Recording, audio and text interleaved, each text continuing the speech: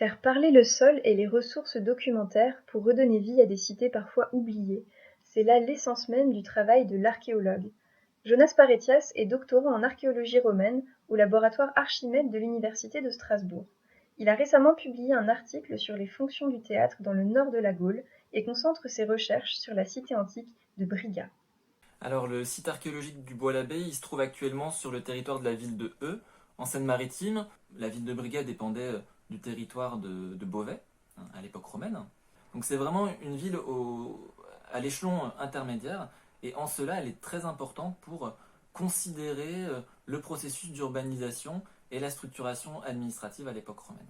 À Briga, donc, il y a un complexe monumental, c'est-à-dire un ensemble de monuments publics qui tournent autour d'un temple central avec d'autres édifices cultuels périphériques, une grande basilique de 69 mètres qui est un des seuls édifices identifiés comme tel en Gaule, euh, et un théâtre bien sûr, mais surtout également à environ 50 mètres au nord, un quartier d'habitat où une vingtaine de maisons ont pu être fouillées.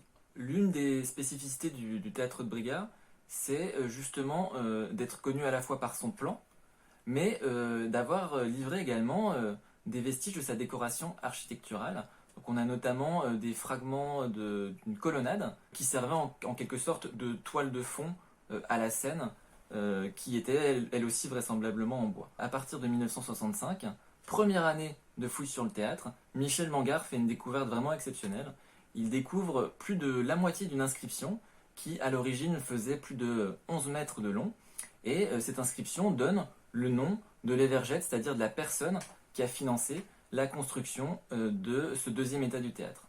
La conjugaison de ces trois éléments, le plan, la décoration architecturale et l'inscription, fait que le théâtre de Briga est vraiment un des jalons importants de l'étude des théâtres dans le nord de la France.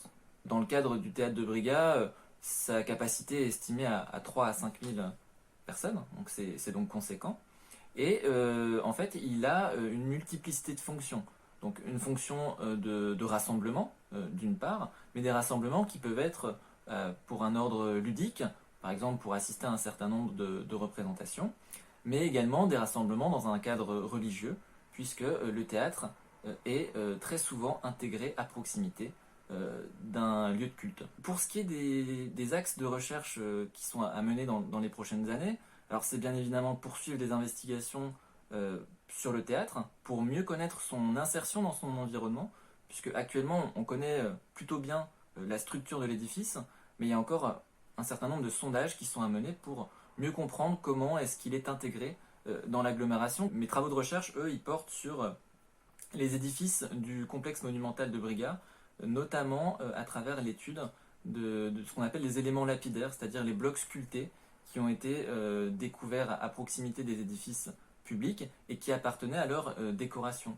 Et tous ces éléments-là permettent de mieux cerner la manière dont ensemble ces édifices ils forment un tout, ils forment un complexe monumental aux fonctions qui sont variées puisqu'elles sont d'ordre administratif, politique, religieux, mais aussi économique.